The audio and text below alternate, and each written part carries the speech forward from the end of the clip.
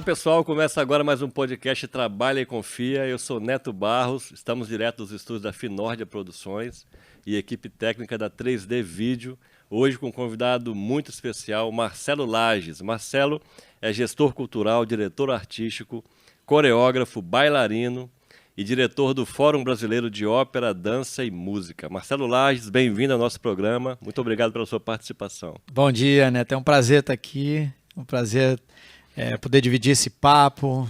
E acho que a gente tem muita coisa para conversar, debater e se atualizar também. Você é natural do Rio Grande do Sul, né? Mas teve uma passagem pelo Rio de Janeiro e agora está radicado aqui no Espírito Santo, veio para ficar, gostou aqui das terras capixabas, mas tem uma curiosidade também a respeito da sua biografia, você foi capitão do Exército, né? É isso aí. Como é que foi conciliar esse mundo das artes com a atividade militar? A minha família toda é de militar, né? Pai, tio, primo, todo mundo de militar. Então eu nasci nesse meio. E no Rio Grande do Sul tem esse estímulo desde muito cedo, né? Até guri lá e o pessoal já te bota para dançar uma chula, já te joga um violão por cima, por causa das músicas tradicionalistas gaúchas. Então a gente tem esse contato muito direto com a arte, com a cultura. E na cidade de Pelotas, né? É uma cidade artisticamente muito forte. E aí uma coisa foi levando a outra. Eu estava no Exército, nunca deixei de praticar e de trabalhar com teatro. Fui ator profissional e depois bailarino. E aí chegou uma hora que eu tive que escolher, fazer uma opção. Recebi propostas, né, artísticas e acabei ganhando um grande festival que tem aqui no Brasil. Aí chegou a hora de escolher. Aí, na escolha, eu fui para o Teatro Municipal do Rio, fui para o Rio de Janeiro. Fazer carreira lá e não me arrependo da escolha não, gosto muito das duas áreas, fui muito feliz no tempo que era militar, porque nasci dentro daquilo e pude trabalhar tudo que eu gostava dentro desse setor militar e é muito comum, né? A carreira artística na dança e a carreira militar, a disciplina está em primeiro plano, né? Eu acho assim, depois de viver as duas, a dança tem mais disciplina que o Exército até. Né? Mas aí você teve a oportunidade de conhecer várias partes do Brasil, também do mundo, e veio parar aqui Sim. no Espírito Santo. O que te encantou mais aqui? Olha, o Espírito Santo, eu acabei trazendo uma legião junto, né, aqui para o Espírito Santo. Eu estava no Rio de Janeiro, eu tinha, no meu planejamento de vida, eu tinha feito esse planejamento de parar de dançar com 40 anos, porque o bailarino é como um atleta, ele tem uma vida útil, né? Então eu escolhi a minha aos 40 anos, né? Já coreografava, já dirigia, mas queria com 40 anos parar de dançar, né? E aí a minha esposa também é bailarina, né? E a gente queria ter filhos e o Rio de Janeiro estava muito difícil para ter filhos, assim, a gente achava que não ia ter uma criação do jeito que a gente acreditava. E aí um sócio amigo me apresentou o Espírito Santo, eu vim aqui também a convite do Sesc de primeiro, né, para fazer uma análise das artes cênicas. Gostei muito do estado, gostei muito da qualidade de vida que tem aqui, mas a verdade mesmo, o que me fez vir para o Espírito Santo foi o Google. Porque eu e minha esposa, a gente colocou no Google, né, os melhores lugares para criar filho no Brasil, e aí o Google me respondeu Florianópolis e o Espírito Santo. E aí a gente é gaúcho, estava querendo fugir do frio, disse, Florianópolis também tem o frio, vamos fugir de lá. A gente veio para o Espírito Santo e mais uma vez o Google estava certo. Mais uma vez ele acertou. A gente está muito feliz aqui no Espírito Santo, apaixonado pelo estado. Eu comecei a trabalhar com o setor de cultura aqui, pude fazer uma imersão na cultura do Espírito Santo. E com a gente veio pai da minha esposa, a família dela, a irmã. Eu trouxe muitos amigos para cá também. Ex-colegas do Exército vieram me visitar e mudaram para cá. Então, com a gente veio 7 famílias. Você virou um embaixador do Todo Espírito mundo que Santo. visita não volta, fica aqui. Que bom. O Espírito Santo é apaixonante. E como é que foi? Qual foi a sua avaliação, assim, primeiro impacto em relação às atividades culturais? Como é que eram os eventos? O que você achou da nossa vida cultural? O Espírito Santo tem um potencial artístico muito bom. Tem qualidade artística, né? O pessoal é bom, né? Mas a gente tem, e aos poucos vai mudando isso, né, com algumas dificuldades de produção mesmo, né? Locais. A gente tem um número de teatros pequenos ainda para a população artística que tem no Espírito Santo, né? Então isso dificulta bastante as produções, né? As dimensões também, elas não são apropriadas para grandes produções, como grandes óperas, grandes concertos, grandes balés, né? Grandes musicais, e a gente precisa de mais espaços no Espírito Santo, né? Então foi a primeira dificuldade. O estímulo também às produções e o fomento também é uma dificuldade, né? Mas eu acho que aos poucos a classe empresarial está entendendo isso. São grandes plantas que a gente tem aqui no Espírito Santo, e eu pude ficar à frente da gerência de cultura da Federação das Indústrias e do SESI, e a gente passou por muitas empresas, conversou muito com essas empresas, com essas indústrias, que tinham aportes grandes em outros estados, a planta também se estendia para outros estados, e poucos aportes aqui no Espírito Santo. E uma das conversas é que precisava de uma lei de incentivo à cultura, né, com isenção de ICMS, que só tinham 3 estados no Brasil que não tinha essa lei ainda, o Espírito Santo era um deles. E aí a gente começou também a levantar isso, e o governo do estado também veio junto, e agora está aí a lei de incentivo à cultura, né, que é com isenção fiscal. Então isso vai dar uma realidade diferente, né? Quando lá na Federação das Indústrias mesmo a gente recebeu um ministro, que era o Saleitão na época, né?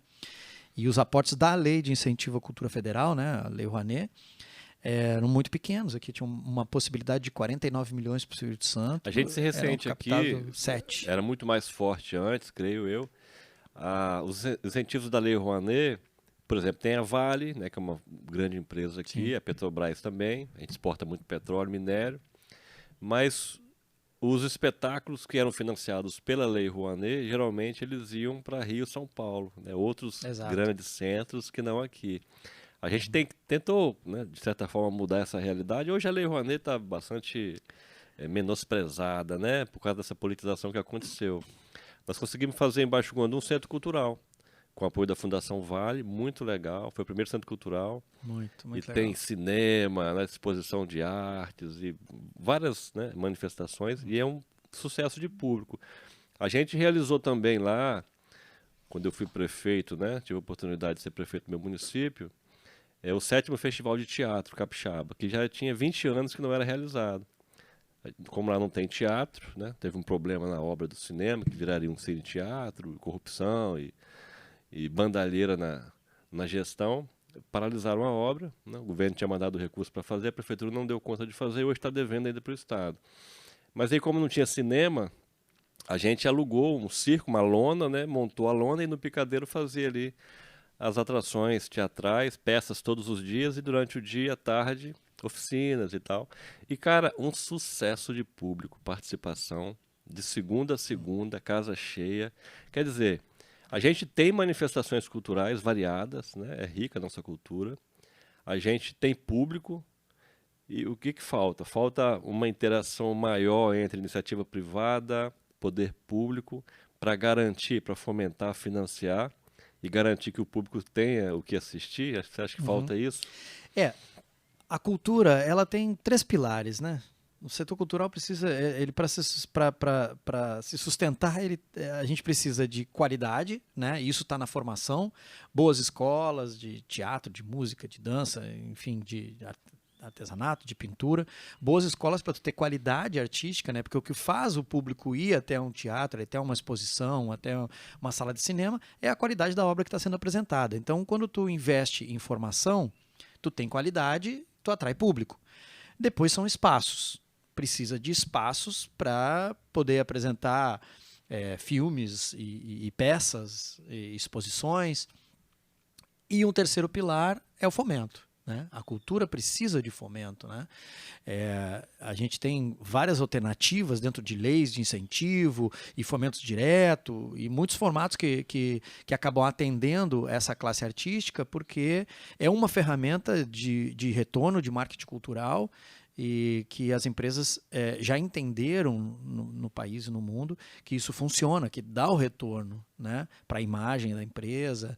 Mas aqui no Espírito Santo, as grandes plantas ainda incentivavam muitas produções, como tu mesmo colocou, muitas produções fora do estado, né?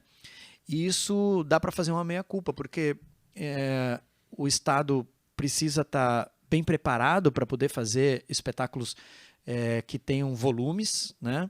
E para isso precisa de locais.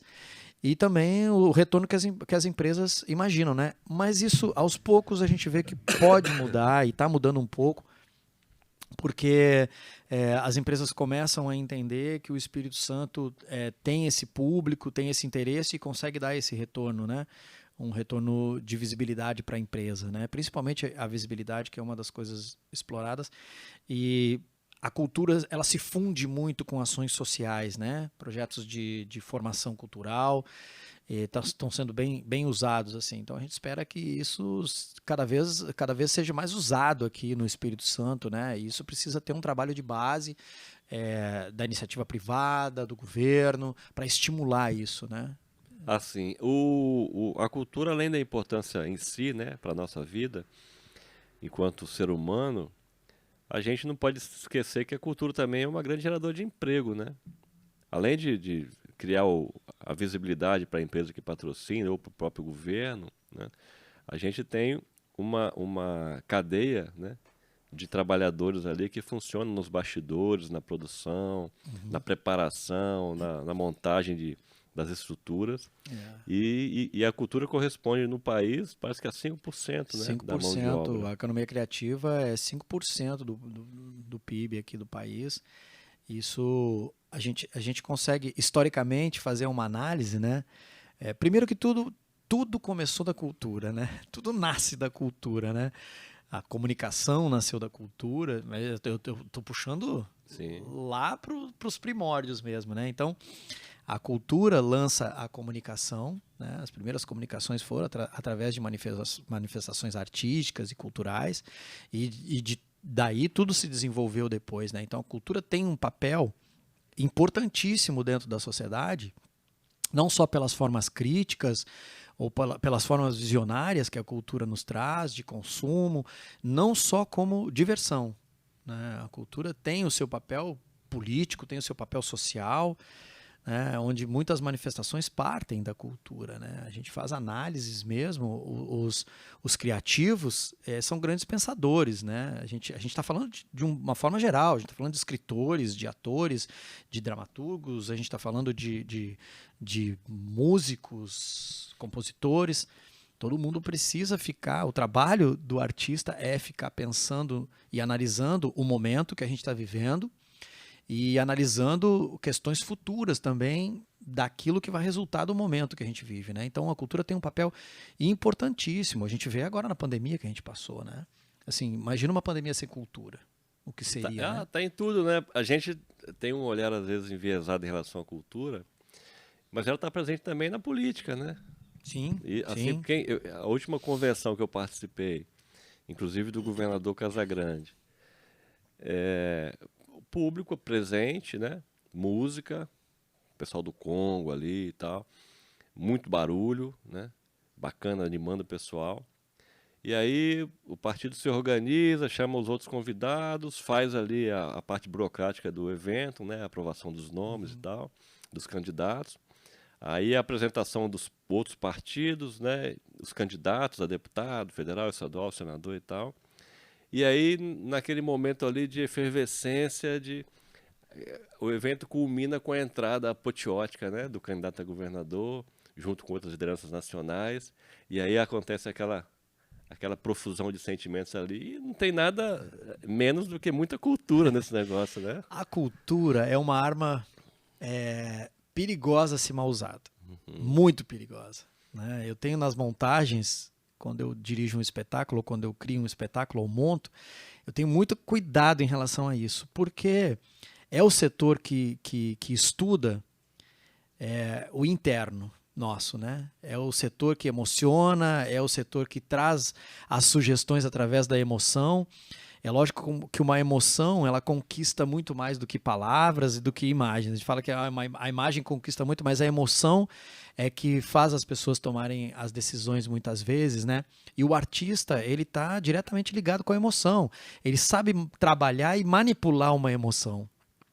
Então a gente vê muitas campanhas políticas também que entendem isso e sabem usar isso de forma inteligente, né? A gente mesmo como artista muitas vezes é chamado para isso, né? Quando um artista quer colocar uma ideia, ou ele coloca num livro, ou ele coloca num filme, e isso influencia milhares de pessoas, né? Contos históricos de filme, e na nossa vida pessoal mesmo, a gente diz, pô, eu mudei a minha forma de pensar depois que eu li aquele livro, ou que eu vi aquele filme, ou que eu vi aquele espetáculo. Então essa é a força da cultura. Às vezes a pessoa faz uma faculdade ali 4, 5, 6 anos e não aprende tanto quanto assistindo ali uma hora de uma peça de teatro, né? Ou vendo um filme, ou sei lá, uma obra de arte. Um bom diretor, e a gente estuda isso, né? A gente estuda muito isso dentro da psicologia, dentro do nosso setor cultural, quando você quer... você pode emocionar ou você pode impressionar. Você vai fazer uma obra, você emociona ou você impressiona. Quando você decide emocionar, você precisa ter alguns argumentos muito fortes dentro da obra que você está montando e estudar a audiência que você tem.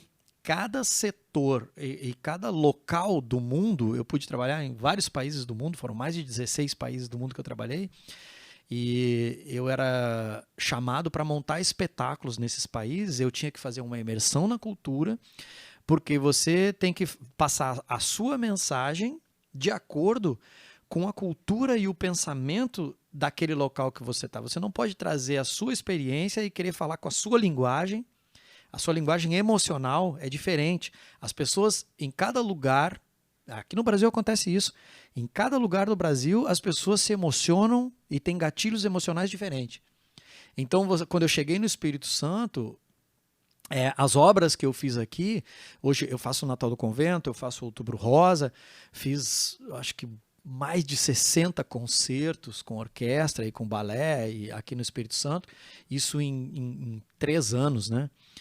E a gente estuda, eu tive que fazer uma imersão dentro da história do Espírito Santo para entender o que emociona aqui no Espírito Santo, que é diferente do que emociona no Rio, que é diferente do que emociona na Bahia, em Minas. Então, isso tudo é de acordo com a cultura do povo daqui, né? Como se originou, como que são feitos os pensamentos, como são feitas as ideias, qual é a história que aconteceu aqui. Com isso, você tem aqueles resquícios básicos emocionais que você bota num espetáculo e aí você consegue atingir o público daqui, né? Que muitas vezes pode não atingir um público lá na Espanha. A cultura ela é universal, mas ela também é universal no particular, Exato. né? É muito diverso. Exato. E eu que sou ali do interior, né, divisa com Minas Gerais, né? A gente é o primeiro município que recebe o Rio Doce ali, que vem de Minas, né? E assim, a população do meu município, que vivia ao lado de uma outra cidade, basicamente do mesmo tamanho que a Imorés, a população é completamente diferente. A cultura é completamente diferente, o modo de vida, né, o jeito de conversar. É tudo muito diferente. E vivendo próximo ali, praticamente uma conurbação, né, duas cidades se encontrando. Eu, quando advogava, eu enveredei pelo caminho da política, né, mas advoguei e fazia júri, né? E o júri é um grande teatro, né? Você tem ali os agentes trabalhando, o juiz, promotor, o acusado, né? A defesa, o conselho de sentença ali, os jurados, né? O público, né? Familiares do réu, familiares da vítima e pessoas curiosas e tal. Então, também é um trabalho que é uma grande arte, porque você vai trabalhando, conversando, convencendo e finaliza ali com, se for competente, né?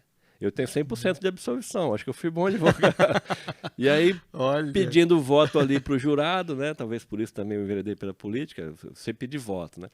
E aí, conversando com todo mundo ali naquele ambiente, no final, pedindo o voto dos jurados para, no caso, absolver os acusados, né? Então a arte está presente em tudo na vida. A arte, assim, a cultura, Eu pude trabalhar muito tempo na Europa, em que a valorização é bem diferente daqui do Brasil, né? A gente tem pensamentos diferentes da Europa. A gente gosta muito de ver a arte e a cultura na Europa, mas a gente não procura aqui no Brasil entender como é que eles fazem isso e a valorização que eles dão lá. Se a gente quer isso aqui, a gente tem que valorizar como eles valorizam lá, né? O Brasil cresce culturalmente, assim, a gente vê que muitos movimentos culturais pegaram força no Brasil, né? Mas a gente tem uma seriedade ao se tratar de cultura em países do primeiro mundo, porque a gente vê que a importância que é dada para a cultura, porque tudo se originou nessas culturas da cultura, né?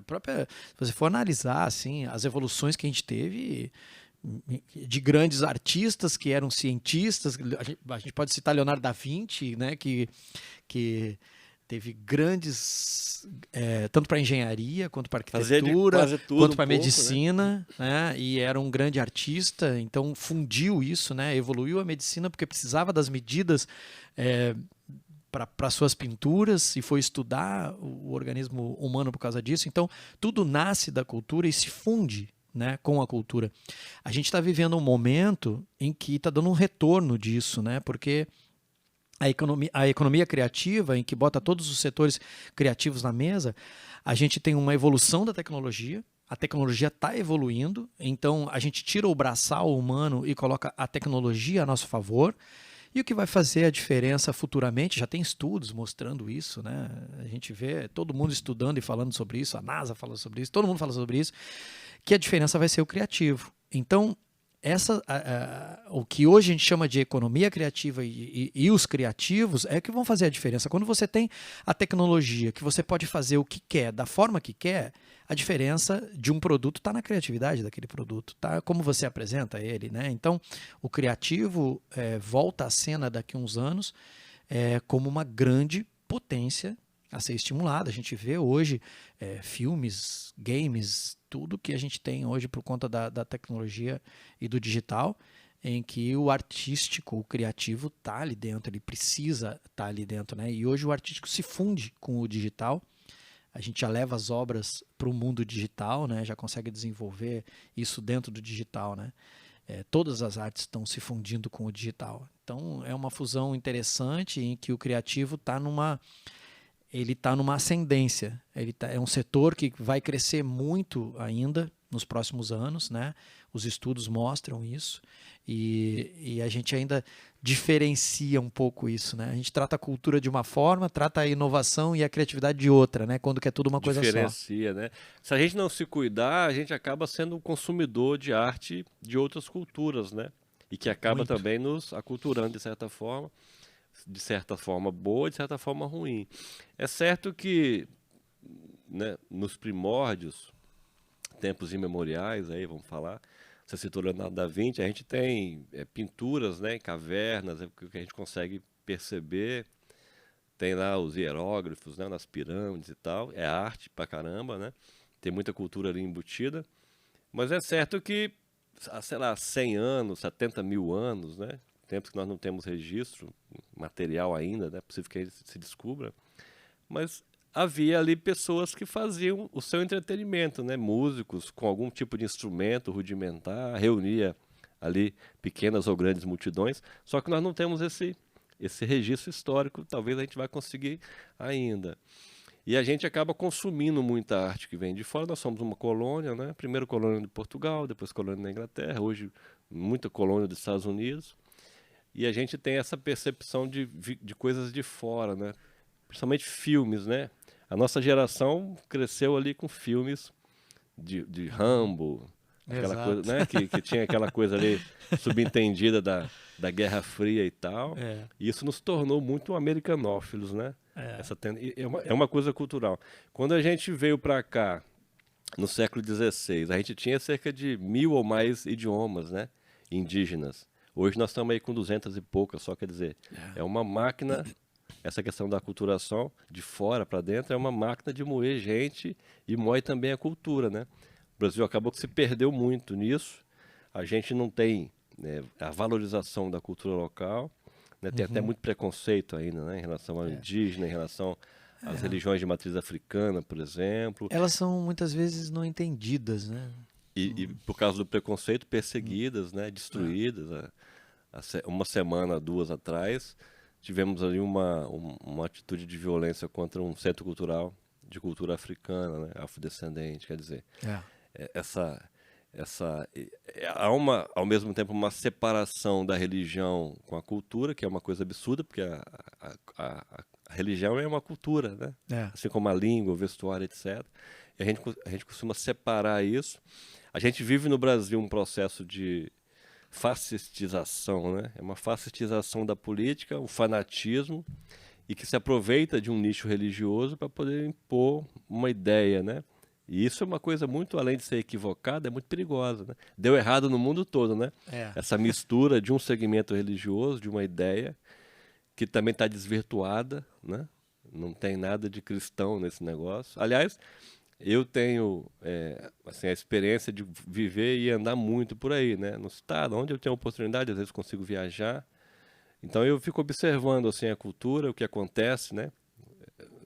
Nas várias manifestações culturais, nas atividades ali e tal. E o que a gente vê aqui é uma pobreza de espírito, né? Nós estamos diminuindo o país com essa discussão que não leva ninguém a lugar nenhum.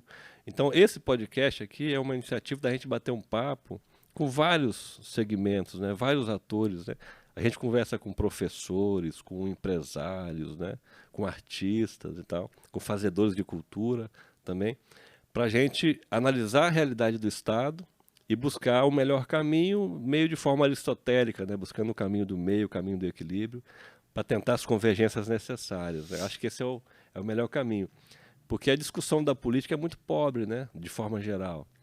O pessoal fala da questão religiosa para o segmento de trazer a coisa do fanatismo, quer dizer, cega as pessoas.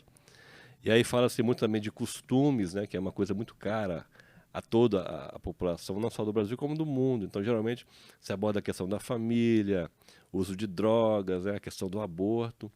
Isso acaba que permeia a discussão política e cega as pessoas, e o debate presidencial, por exemplo, se resume a isso, quer dizer, não se fala da economia, não se fala da importância da cultura como segmento em si para a gente, como ser humano, mas aquilo que ela consegue trazer para melhorar o nosso desenvolvimento, inclusive social e econômico, né?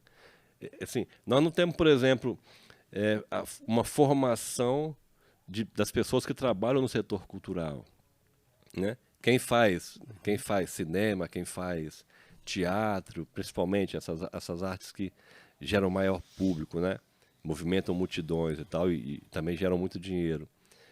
Tem escola para hold, para a pessoa que faz ali a parte de iluminação e tal, você quase não vê muito na isso, estrada, né? Aprende muito na prática. Você pega o pessoal ali que vai se ambientando ali na prática, né? Essa é uma dificuldade que a gente tem que romper, a meu ver, né? Fazer uma conversa entre o setor público e privado para que a gente consiga investir, botar mais recursos. O Estado é muito rico, né?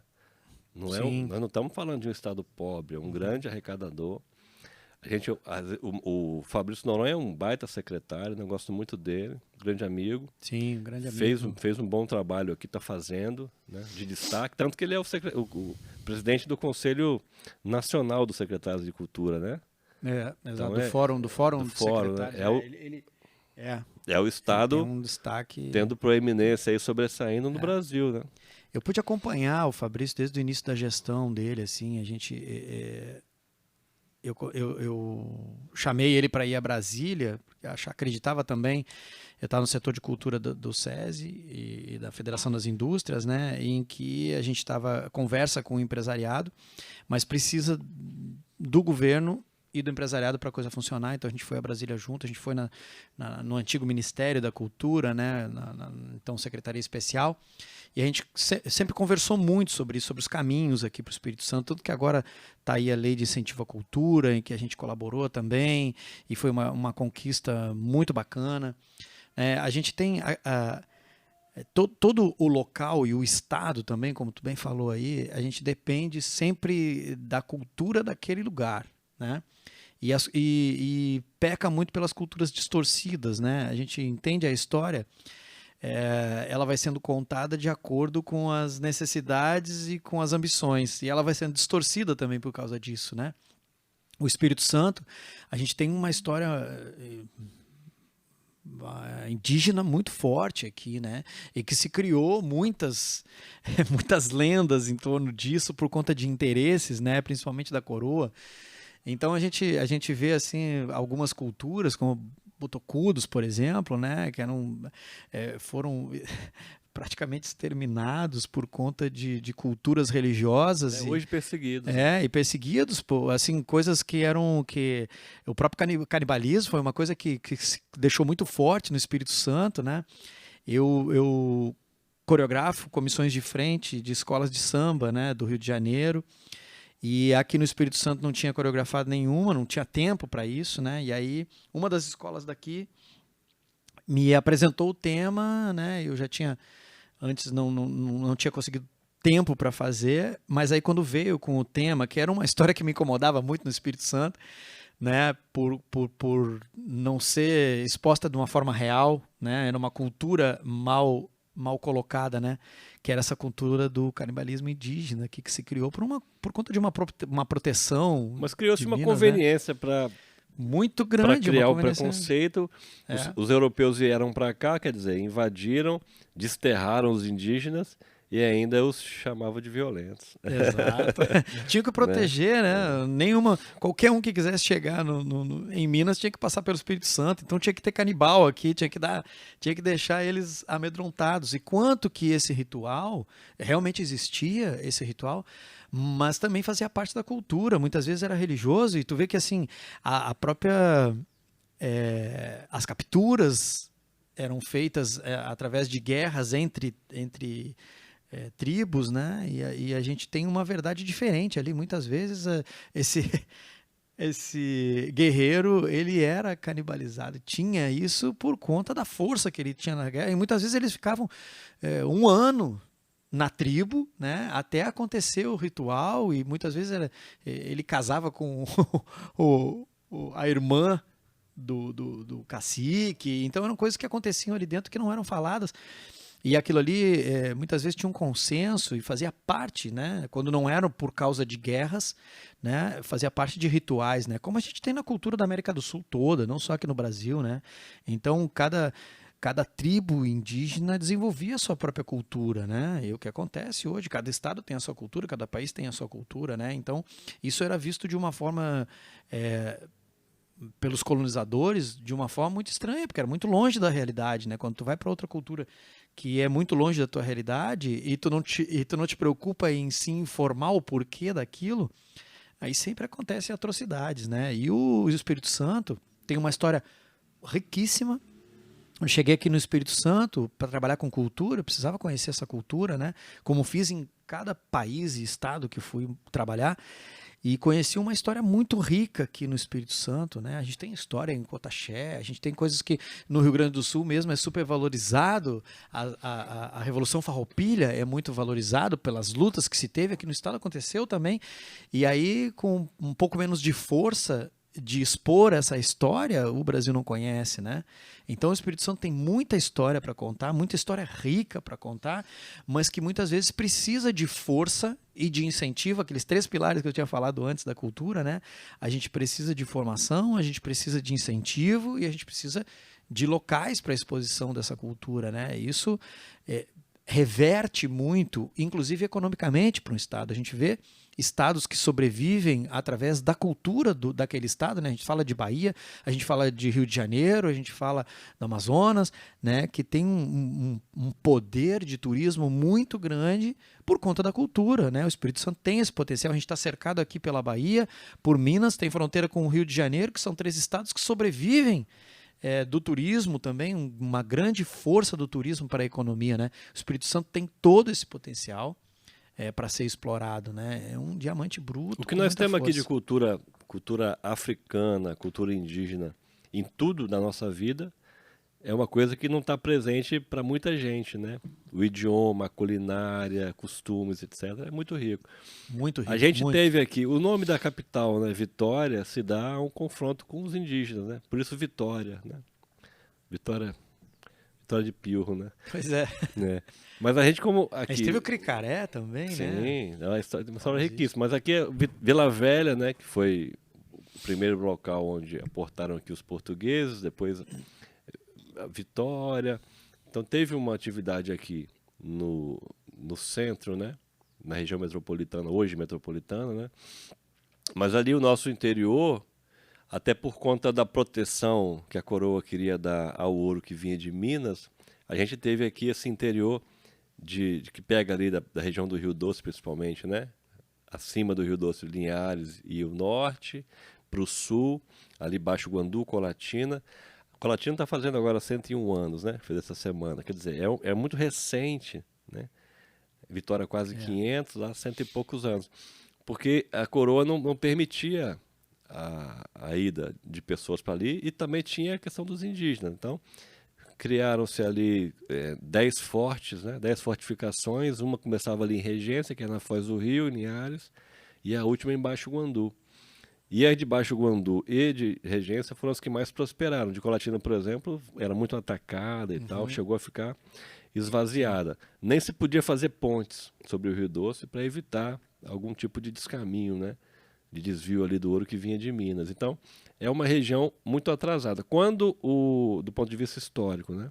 Quando o Dom João veio para cá, dando aquele drible ali no Napoleão, ele declarou guerra aos índios, né? Formalmente. Então foi uma matança generalizada, que acontece até hoje, né? Os Krenak, os botocudos que você falou aí, que é botocudo por causa do pedacinho de madeira que eles colocam aqui no lábio, né? Que parece uma rolha, né? O preconceito contra o indígena, contra o africano, né? Que é inerente à nossa cultura, e aí vem a questão da cultura, a importância, né? Tá tão ligado que até hoje é muito presente, né? A gente, quando conversa com pessoas de outros lugares do mundo ou estuda a realidade das pessoas, a gente fica se perguntando por que o Brasil, que é tão rico, né? É grande, tem um povo que é trabalhador, tem riquezas minerais, né? Tem uma indústria hoje que é forte, é um grande mercado consumidor, mas por que aqui ainda tem tanta desigualdade? O que nos diferencia de países nórdicos, outros países da Europa, etc. É a questão desse tipo de atitude que acontecia e acontece ainda contra indígenas e principalmente depois fortemente com os africanos que vieram para cá, né? Por isso que está cristalizado na nossa estrutura, tanto pública quanto privada, né? O racismo, né? O machismo, esse preconceito contra indígena. A gente escuta até hoje pessoas falarem que o índio não gosta de trabalhar, etc. e tal. Quer dizer, isso foi que é uma das maiores mentiras. Uma grande mentira. Olha tudo que os povos indígenas construíram, né? Isso não foi deitado numa rede que eles construíram, não. Foi trabalhando essa cultura forte de construções. A gente vê pela América do Sul tudo que deixaram na América do Sul, né? Não muita só no Brasil, coisa, né? Primeiro que eram milhões de pessoas, né? Muitas nações e com obras. O que tinha de desenvolvimento tecnológico nas Américas, né? Quando o europeu chegou aqui, para começar, a gente era visitado, né? Por outros povos ao longo dos milênios, né?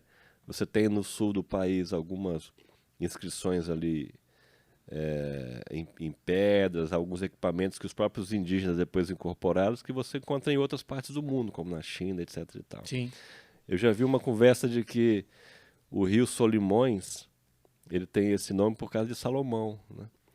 Porque os fenícios ali chegavam e tal. Quer dizer, são as coisas dos tempos imemoriais que a gente não tem ainda.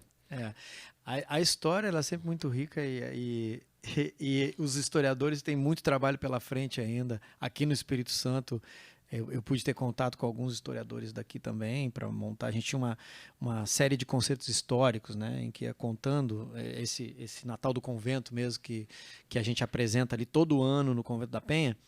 A gente tenta resgatar, lógico, o espírito natalino e o foco principal que é o Natal, mas junto disso resgatar a história do convento e todas as tradições que estão lá. Todo ano você realiza esse evento, então? Como é que é essa experiência? Todo ano.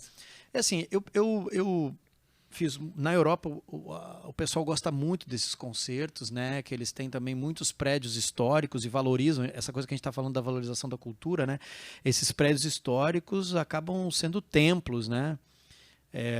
e de valorização, e templos que gera muito orgulho para as culturas, né, para as populações que moram em determinadas cidades e tal. E tanto que a gente economiza aqui anos para ir lá conhecer isso, né?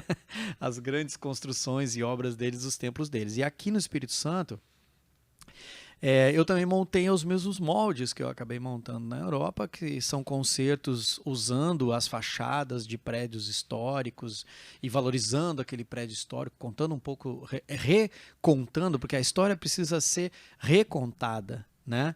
A gente tem, na maioria a história indígena que a gente estava contando, né, que ela se perde muito, porque em várias culturas indígenas as histórias e as lendas eram contadas, não tinha biblioteca, né? Então a escrita também não era uma força, então era contado de mãe para filha. Né? Sempre, na maioria das culturas indígenas, a responsabilidade das histórias ficava com a mulher do cacique. Ela que reunia as meninas da tribo e passava as histórias, porque uma delas ia ser a próxima mulher do cacique, e tinha a obrigação de conhecer essas histórias e as lendas, e iam passando de geração para geração dessa forma, né?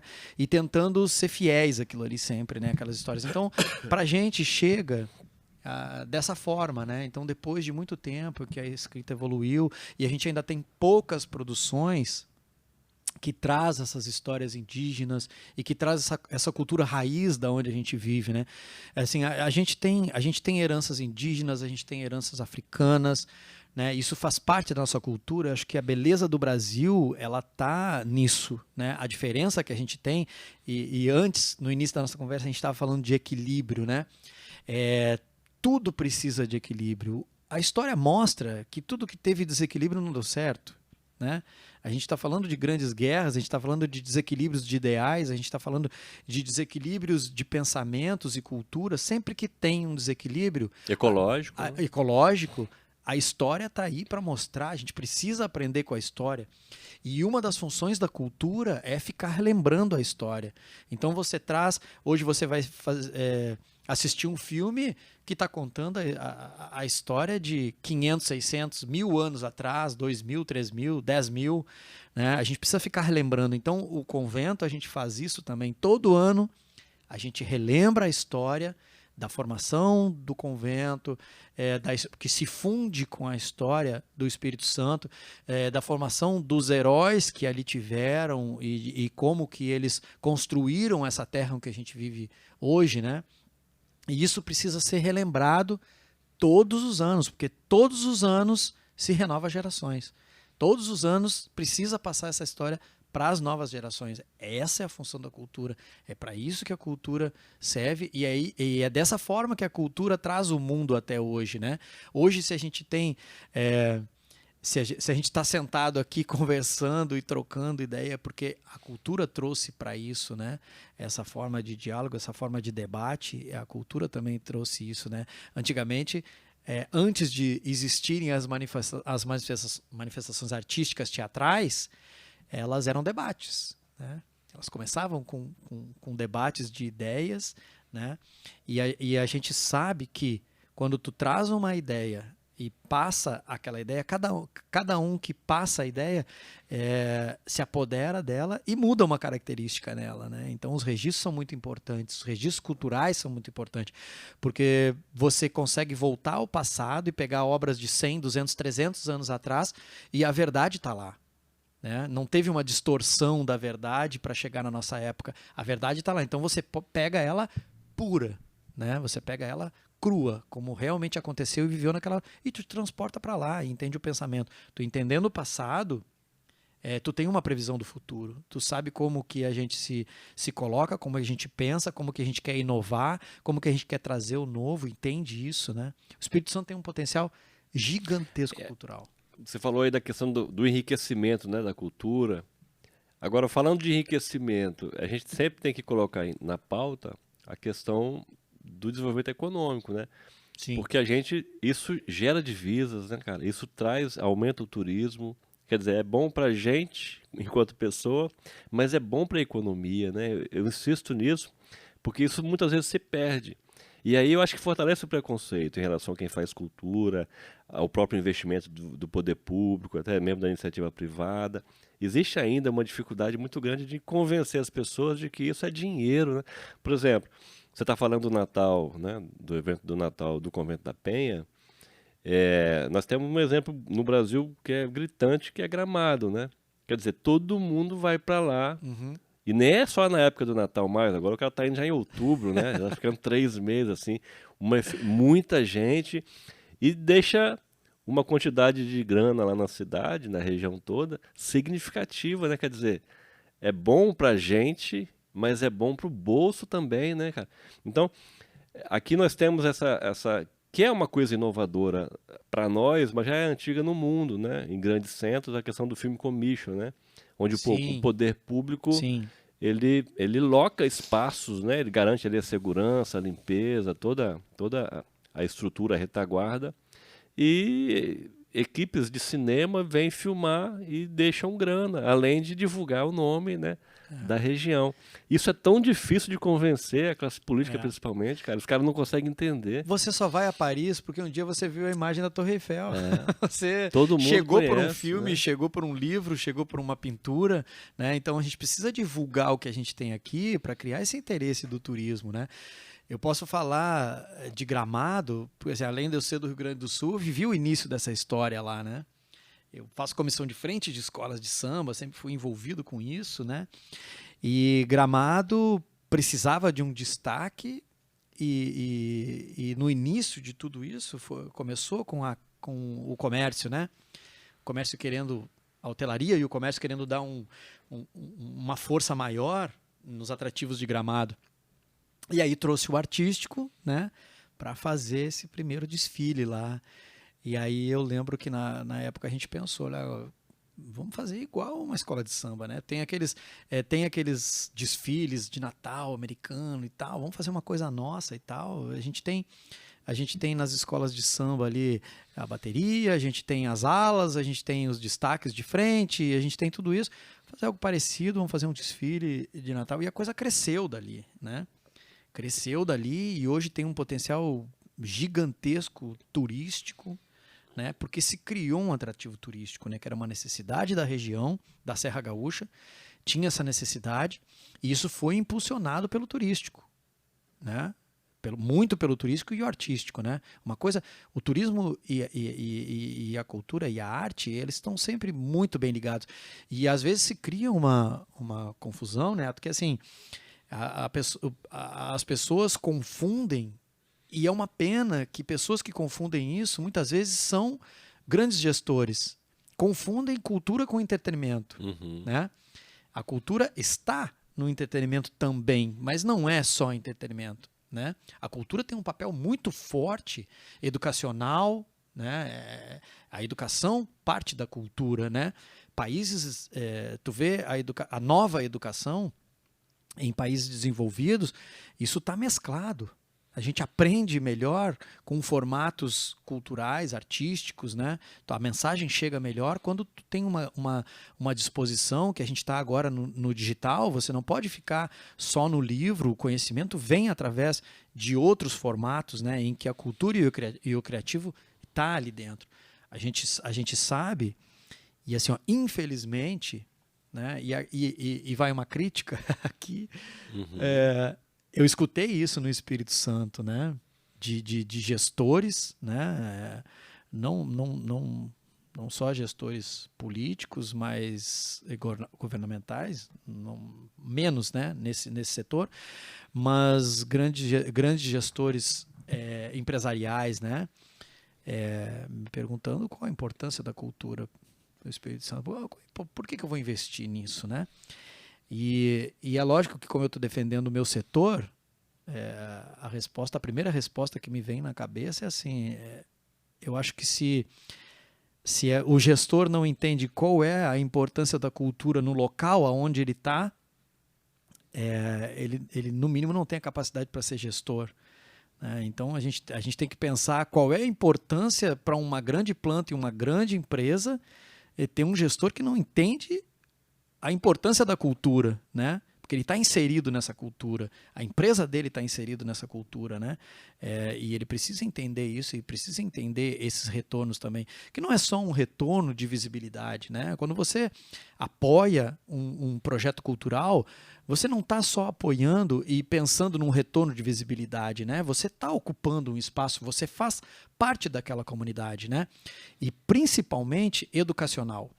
Quando você se preocupa com o seu entorno, quando você forma pessoas melhores, não só educacionalmente, mas culturalmente, quando você forma pessoas melhores, você tem pessoas melhores trabalhando para você, você tem uma empresa melhor e com maior rendimento.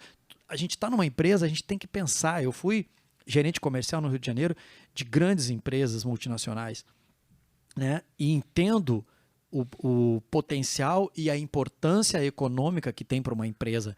Mas a gente precisa entender e compreender a história de grandes empresas mundiais e que entenderam isso, o valor da cultura e do criativo, se aliaram a isso, se atrelaram a isso, e aí com isso as empresas se desenvolveram, né? Porque quando você fica focado muito na produção e no lucro interno, eu preciso de lucro, preciso aumentar a produção, e você não olha para o seu entorno, que é o diferencial humano que você está empregando, é ali que você está com a diferença. Hoje a gente sabe que o humano faz toda a diferença numa produção. Quando você não tem essa produção com educação, com cultura, é muito simples você reclamar de mão de obra, quando você não faz nada para mudar isso. Ah, porque eu não tenho mão de obra, não consigo me desenvolver porque eu não tenho mão de obra. Mas o que você está fazendo para desenvolver a mão de obra? Não só cursos técnicos, não é só isso que desenvolve a mão de obra. Você vai ensinar tecnicamente aquela pessoa, mas não é só aquilo, a pessoa precisa ter bagagem interna. A gente sabe que precisa ter bagagem interna. Se você vai ser um médico, se você vai ser um advogado, se você vai ser um soldador, se você vai ser um dentista, se você vai ser qualquer outro profissional que não é ligado à cultura, você precisa ter um embasamento cultural e educacional. Isso te dá base para resolver problemas, para ser criativo e para potencializar e ajudar a empresa que você está. Então a cultura tem uma importância gigantesca dentro do setor do comércio, da indústria, da empresa. É uma importância muito grande. Então, os gestores também precisam ter essa noção e, principalmente, quem coloca esses gestores lá, saber de que você precisa ter pessoas capacitadas e que entendam o meio que elas estão vivendo, entendam aonde que elas estão vivendo, entenda a cultura do local onde elas estão. Você pode trazer um grande gestor lá da Europa para ser gestor de uma planta aqui no Espírito Santo. Mas esse gestor tem que entender aonde ele está inserido, a cultura desse lugar, para ele conseguir promover e melhorar a capacidade de produção dele aqui no Espírito Santo. E isso é através da cultura, você conhece através da cultura. Marcelo, essa questão da falta de cultura, né? Assim, falando grosseiramente falando assim, de certos, né, empresários, certos políticos também, pessoas de modo geral, né? Tá em todo lugar, né?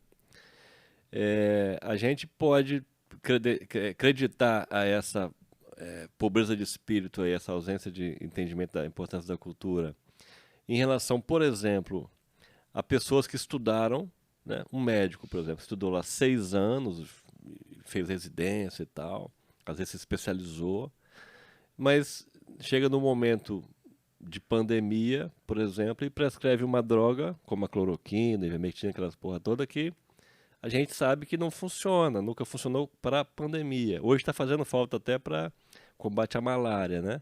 Em algumas regiões do país. E você viu que o mesmo laboratório que faz um medicamento para, sei lá, tratar o câncer, a AIDS, qualquer enfermidade, laboratórios gigantes aí, são os mesmos que dizem que a cloroquina e a ivermectina não funcionavam e não funcionam para a Covid-19. Não seria um pouco disso? Quer dizer, a gente viu médicos aqui prescrevendo drogas que não funcionavam e tal, nessa loucura da politização até da medicina, né? É uma deficiência também cultural nossa? Sim, sim. A gente é bem complexo o tema, né? Uhum. A gente tem dentro todas as deficiências culturais que a gente que a gente consegue observar, né? Já que a gente está inserido no meio, a gente fica fazendo esses comparativos. Como eu te falei antes, o criativo, né, precisa se alimentar, né? Um pintor, um diretor, um coreógrafo, um cineasta, um roteirista tem que se alimentar. E a gente se alimenta das realidades. A gente se alimenta da realidade e pega as percepções e faz as críticas e apresenta de forma criativa através de trabalho, né? É exatamente dessa forma que funciona a cabeça de um criativo e de um artista, né? Então a gente vê muitas distorções, né, no mundo real. O mundo real é muito mais distorcido do que uma pintura abstrata, né? A gente fica vendo isso dentro do que acontece com a sociedade, com o momento político, com o que está acontecendo e o que a gente está passando e vivendo, né, na pandemia mesmo. A gente vê todas as distorções que aconteceram em forma da pandemia, muito causado por desinformação, né? A gente não tinha onde se apoiar muito, né? Então se criou muitas lendas dentro da pandemia, né? E é aquilo, as pessoas são induzidas por personagens, né? São induzidos por personagens.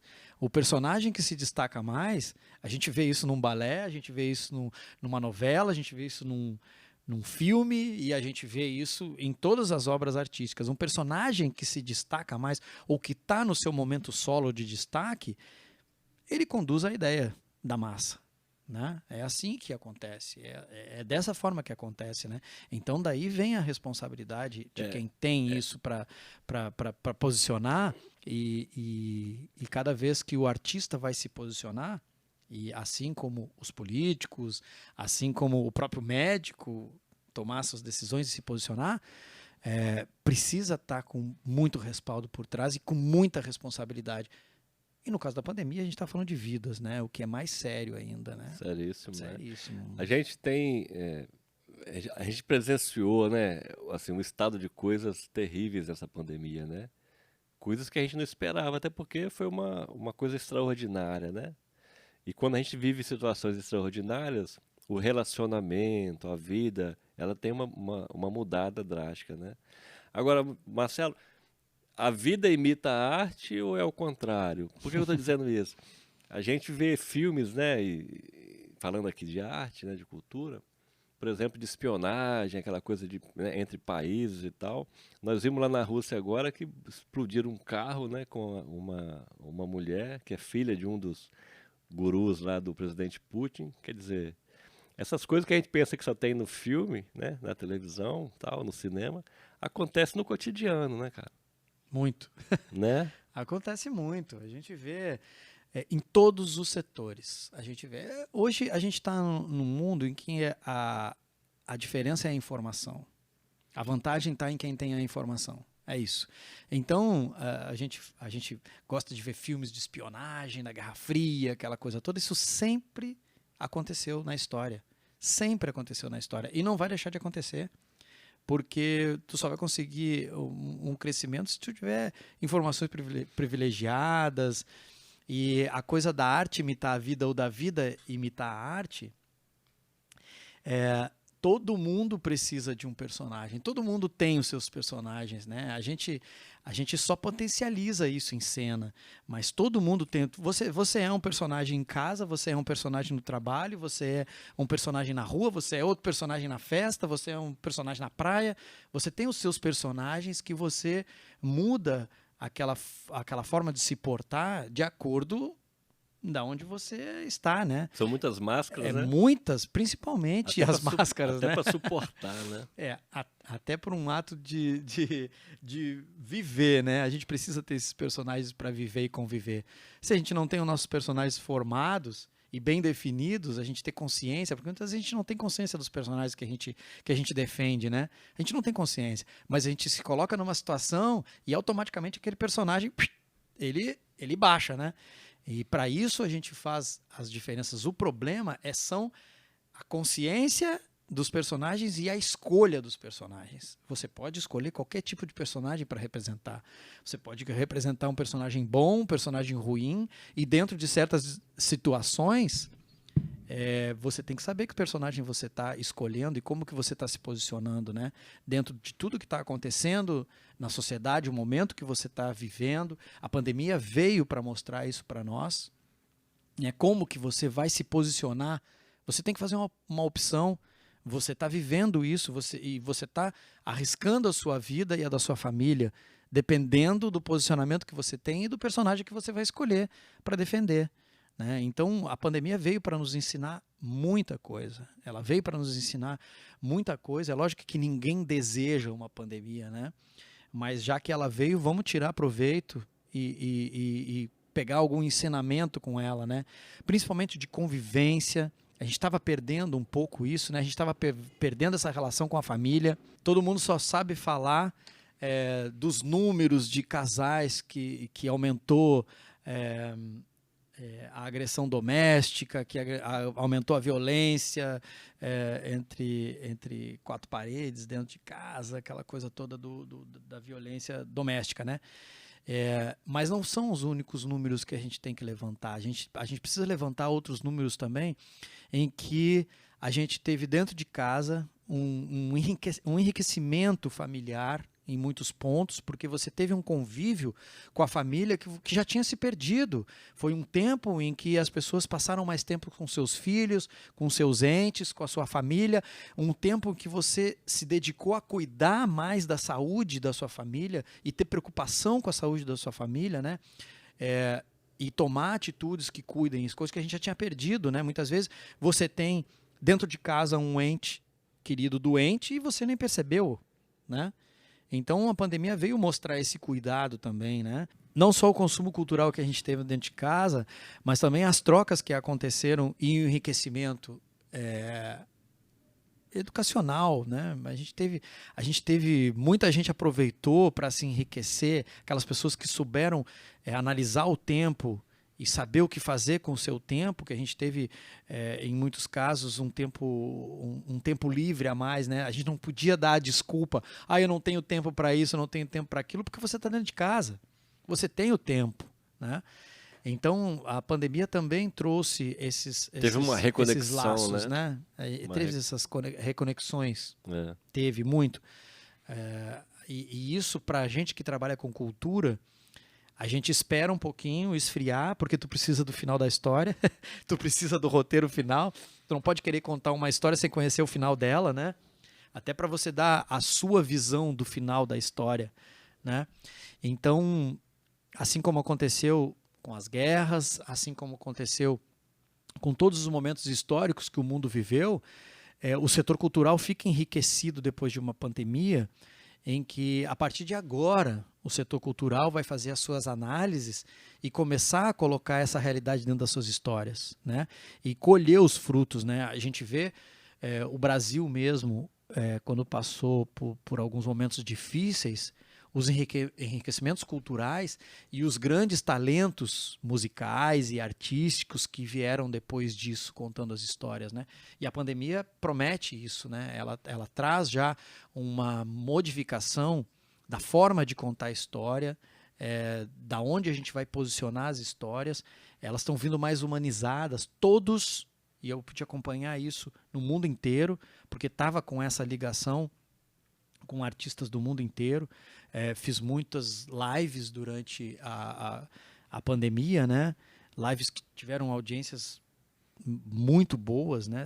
Centenas de milhares de pessoas assistindo, e que a gente trazia essa mensagem, a gente precisava trazer essa mensagem de amor, essa mensagem de cuidado, né? Eu fiz um projeto, a gente fez ali com a Orquestra Camerata SESI, quando eu me vi dentro da pandemia, que o setor cultural parou, e eu costumo dizer que eu trabalhei mais na pandemia do que antes, porque a gente começou a criar, eu vi a responsabilidade que o setor cultural estava tendo dentro de uma pandemia, em que a gente precisava levar a nossa mensagem, né? A mensagem da cultura, que é a mensagem do amor, que é a mensagem do tudo vai mudar, tudo vai melhorar, tudo vai passar. Eu precisava passar essa mensagem. E foi o setor cultural que primeiro e que mais sofreu, que sustentou, né? Psicologicamente. Porque a necessidade de aumentar o distanciamento social e garantir ali a não circulação do vírus. Exato.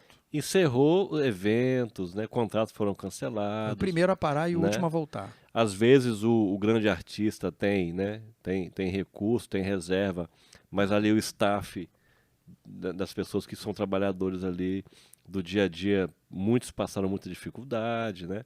Então a gente percebeu que foi um setor que teve que se virar nos 30 para sobreviver. Teve que se reinventar. Muita gente passou fome, né? Muito. Assim, um projeto que assim a gente tem muito orgulho de ter feito esse projeto, que foi quando a gente ali com o setor de cultura do SESI, a gente teve a consciência de que precisava fazer alguma coisa e precisava encabeçar isso, né? Então a gente fez um dos projetos, foi chamado de Tocando em Frente. A gente chamou o projeto Tocando em Frente. O que a gente fez? A gente pegou um caminhão, transformou ele numa espécie de um trio elétrico para a orquestra e a gente começou a levar, isso foi muito divulgado na mídia, isso apareceu em todos os locais, aqui no Espírito Santo e no país também, teve muita divulgação desse projeto, que a gente botou a orquestra em cima de um caminhão adaptado para uma orquestra e levava para frente de prédios, de instituições, de hospitais. Só os hospitais, a gente foi a todos os hospitais daqui, levar os concertos. Que bacana. Então a gente chegava numa quadra, o concerto acabava não sendo, a gente recebia as histórias pela internet, e teve todo tipo de história de mãe afastada de filho, que a mãe estava nos Estados Unidos, com Covid, logo que estava começando a pandemia, que ninguém conhecia muito bem, e o filho aqui no Brasil, e a mãe mandava o concerto para acalentar e para confortar o filho, famílias que perderam entes queridos, pessoas que estavam passando por muita necessidade. Então, inicialmente, a gente levou para os hospitais e para a classe médica também, que foi uma das classes que mais sofreu psicologicamente. Então a gente organizou um teatro a céu aberto, uma coisa um pouco diferente, em que a gente usou um campo de futebol e foi estritamente fechado para a classe, para o setor de saúde. Então a gente colocou puffs num campo de futebol, então com os puffs a gente conseguia garantir o distanciamento e levou concertos, espetáculos para a classe médica, e uma das obras que eu escolhi, e foi essa obra que eu usei, foram as 4 estações de Vivaldi, né? Muito para conscientizar a classe artística, e aí a gente estava falando na mensagem que a obra tem, de que a pandemia é como uma estação que a gente estava passando. Sempre depois de uma estação vem a outra. Então, você passa de uma estação para outra, né? Hoje você está no inverno, amanhã você está numa primavera, no verão, no outono. Você sempre vai ter uma renovação. Então essa era a mensagem que a gente queria passar através das 4 estações, da diferença delas, em que aquilo tudo ia passar. Era a mensagem que precisava ser passada. E depois, no segundo tempo desse projeto, a gente começou a ver a necessidade das pessoas que já estavam há muito tempo sem renda. Nos primeiros meses a gente fez esse projeto para acalentar e depois, com a continuidade da pandemia, acabaram ficando escassos recursos, né, e comprometendo a alimentação. Então a gente começou a levar o Tocando em Frente e esse concerto para frente dos prédios, e quem estava a fim de receber um concerto e assistir ele da sua sacada, doava uma cesta básica. Então a gente chegava nos prédios e arrecadava a cesta básica dos moradores. Com isso a gente arrecadou mais de 5 toneladas O povo de é solidário, né? Muito. O brasileiro é muito solidário. Uma participação muito grande. E a gente começou a levar para essas instituições. A CUFA foi uma grande parceira. A gente levou para as paneleiras, a gente levou... E aí assim, a gente recebia através de um concerto e a gente doava através de um concerto. Então, quando a gente ia levar essas cestas básicas, tanto para as paneleiras quanto para... A gente levava um concerto junto. Então, tu recebia a cesta básica e também tu tinha o mesmo concerto que a gente apresentou para as pessoas que doaram. Uma baita experiência, né? Foi bacana, foi um aprendizado. A orquestra, eu lembro que a gente fez... foi uma das primeiras doações que a gente foi fazer, em que a gente fechou a Rua 7. Então, a gente levou a orquestra para lá, e se formou aquela fila gigantesca que ocupou toda a Rua 7 para receber as cestas básicas, e graças a Deus a gente tinha cesta básica para todo mundo que foi lá receber, e assim, o centro de Vitória ocupou a Rua 7 toda, a fila, né? Uma grande fila, e ainda sobrou cesta básica para a gente levar para outras comunidades, né? Isso foi uma experiência gratificante e principalmente fazer a classe artística entender o seu papel, né? Então, a partir dali a gente começou a fazer lives e teve 2 lives que foram loucuras, e eu admito hoje que foram loucuras, em que a gente colocou a orquestra tocando 24 horas. Foram 2 anos seguidos que a gente fez isso. Então, E como é que os caras aguentavam? Lives de 24 horas. Assim, a criação era muito difícil, porque a gente teve que fazer uma divisão e criar. Era um concerto por hora, 24. Era por turno? 24 concertos diferentes, em que a orquestra ia se revezando. Então, as composições da orquestra iam trocando, né? E a gente fazia assim, tocando desde obras clássicas em horários oportunos, até obras infantis. A gente fez Michael Jackson, a gente fez tango, a gente fez rock, a gente fez pop, a gente fez o clássico, de tudo que tu possa imaginar em 24 horas. A gente fez 24 concertos diferentes, forró, né? E as pessoas ficavam doando através do PicPay, né? Então, eu gosto de rock, então tal horário vai ter rock e vamos lá. E Tudo aí, com orquestra. Né? Tudo com orquestra. E convidados, né? Muitos convidados, artistas que se doaram para a causa, artistas que conseguiram disponibilizar o seu tempo através da obra. O artista, ele tem uma alma muito solidária, né? E talvez seja um problema da classe. O artista, como é movido, o trabalho dele é muito movido com a paixão, em muitos tempos ele se esquece que aquilo é o trabalho dele e precisa de uma remuneração. Uhum. Então ele se doa. Vai pelo amor, né? Vai sempre pelo amor, né? A gente viu essa questão da cultura, da importância da cultura na formação de um povo. A gente que aqui foi pego de surpresa, né? E muita gente fala que não estava aguardando, mas as pandemias elas são cíclicas, né? Elas acontecem de quando em quando. A China, por exemplo, fez um hospital em 10 dias, né? Quer dizer, ela conseguiu isolar ali Wuhan, né? Que foi o epicentro, e perdeu cerca de 5, 6 mil pessoas só. Um país que tem 1 bilhão e 300 milhões, 1 bilhão e 400 milhões de pessoas, quer dizer, os americanos foram os que mais perderam e nós perdemos muita gente, né? Perdemos aí quase 700 mil pessoas oficialmente, mas se a gente for considerar que por esse Brasil todo pode ter havido casos de pessoas que morreram de Covid, mas foi colocado outra coisa lá, uma insuficiência respiratória, uma outra coisa, às vezes já tinha uma outra comorbidade, né? Às vezes nem chegou a um hospital, né? Nem chegou aí, Tem lugares remotos no país, né?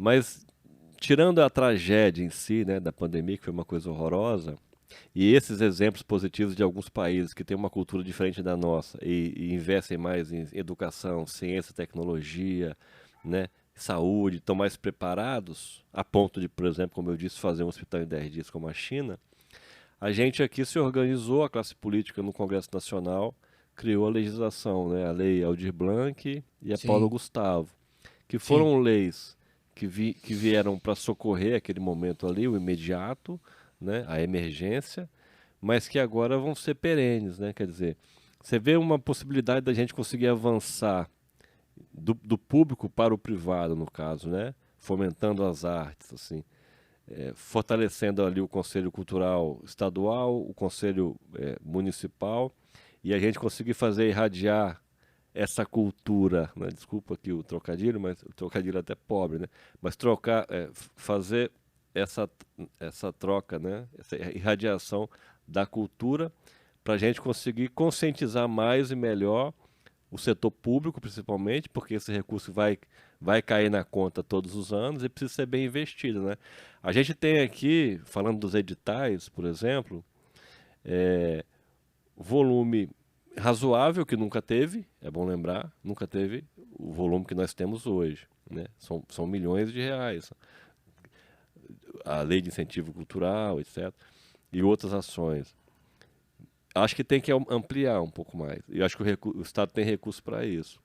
Se a gente fizer uma interlocução, uma interação entre esses conselhos para produzir o entendimento, colocar a cultura na ordem do dia das gestões, né?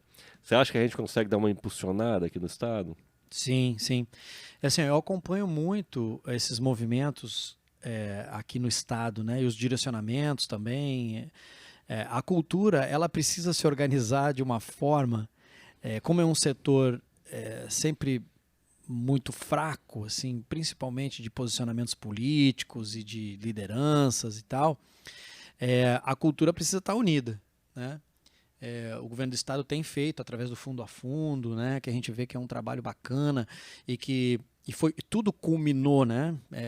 Veio uma série de recursos, bastante recursos, coisas que o estado não tinha recebido ainda, né? E muitas vezes é você saber administrar esse recurso da melhor forma, né, para conseguir chegar em todo mundo que precisa chegar a esse recurso, né? Então foram tomadas medidas que conseguiu fazer essa divisão, e agora vem essas outras leis, que foi uma conquista gigantesca para o país, no momento em que a gente teve uma desvalorização da cultura, né, por conta do movimento federal. E a gente tem uma definição muito grande na Secretaria Especial de Cultura, né? A gente acompanha isso através da mídia, e que eu tive o primeiro secretário especial de Cultura foi o Henrique Pires, que é um amigo pessoal meu, né, que tinha as ideias dele, né? E ele ficou pouco tempo ali na gestão também, e a gente viu uma troca de cadeiras muito grande, né, num setor que precisa, que depende de incentivo e depende de fomento, né? Você sabe que a cultura precisa disso, né? Então começou-se a achar outras formas de subsistência. A gente tem que viver de algum jeito. E essas leis, Aldir Blanc quanto a Paulo Gustavo, elas vêm para fortalecer. Agora precisa ter uma consciência de como empregar essas leis. Eu acho que a gente aqui no estado está num caminho bom, está num caminho certo. Através da Secretaria de Cultura, o Fabrício tem consciência disso e está muito perto dessas modificações todas, e a gente tem que saber como empregar, principalmente, né? Porque a gente precisa empregar o pequeno produtor, o pequeno artista, a gente precisa empregar o novo artista que está chegando, e a gente precisa dar visibilidade e dar recursos para os artistas estabelecidos, que já têm uma trajetória, que já estudaram muito tempo a sua arte e a sua cultura, e que têm capacidade e talento para desenvolver a cultura. Isso faz o crescimento cultural, aquilo que a gente estava debatendo lá no início da nossa conversa, que a gente precisa de qualidade. A qualidade gera interesse e que gera turismo, né? Então, a gente precisa de grandes investimentos também em grandes obras, em grandes filmes desenvolvidos no país, em grandes, vamos lá, grandes musicais, grandes concertos, grandes shows, grandes festivais, grandes obras literárias, grandes exposições. Tudo isso tem que ser contemplado também com valores condizentes com aquelas produções. As produções, elas não são baratas, você não consegue fazer com poucos recursos, você precisa de mais recursos. E aí Mas é bom lembrar que o retorno que elas trazem é bem grande, maior do que o investimento, apesar de... E a empregabilidade também, a gente tem que pensar assim, que você trazendo grandes movimentos e grandes obras, né, para o Estado, você emprega mais pessoas. Né? Existe uma demanda maior de emprego, e é interessante para o crescimento aquilo que a gente também tocou antes aqui. A escola do artista é o palco, é a produção. A escola do hold, a escola do iluminador é o palco, é a produção, ele tem que estar lá, né? Então, quando ele participa de uma grande produção, ele faz uma faculdade. Aquele que é um pequeno iluminador, que é um pequeno produtor, quando ele participa de uma grande produção, ele fez a faculdade dele. Então a gente precisa estimular as grandes produções também, né? Isso faz uma diferença. Isso é a escola. A gente tem faculdade de música, a gente não tem uma faculdade de dança ainda no estado, a gente não tem algumas faculdades que precisam por conta de formação, mas a escola é o palco, a escola é o ateliê, a escola é a produção, né? Então, isso forma grandes artistas que vão dar qualidade e que vão futuramente gerar novas grandes obras e que vão gerar turismo, e que vai gerar economia e que vai gerar o público, o interesse do público. Você falou de grandes coisas aí, né? A importância da cultura é grande, grandes obras, grandes atrações, grandes investimentos. Agora, tem uma coisa aqui que é muito grande e que me causa muitas provocações, assim, preocupações, é o Cais das Artes, né?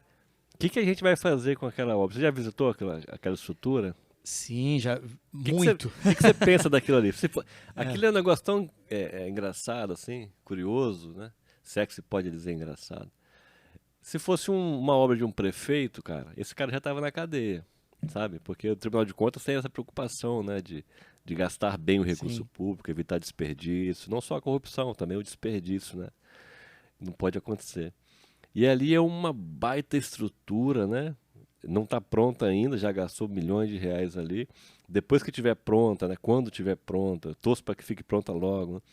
Mas assim, os gastos com manutenção, o custeio ali, né, do dia a dia, vai ser coisa milionária, né? Muito mais do que orçamentos de muitos municípios.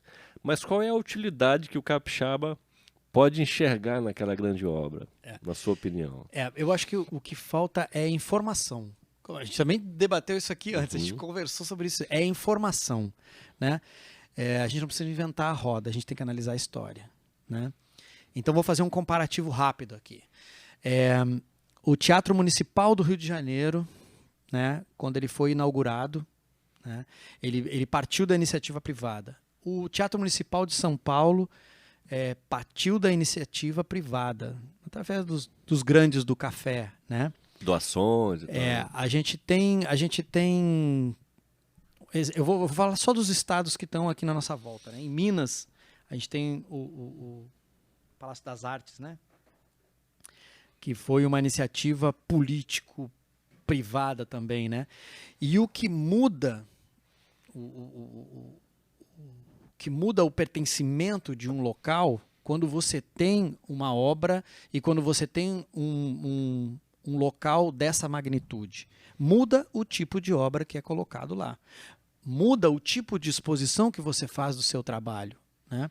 O Cais das Artes é uma planta muito vanguardista. Assim, a gente tem uma assinatura de um grande arquiteto, né?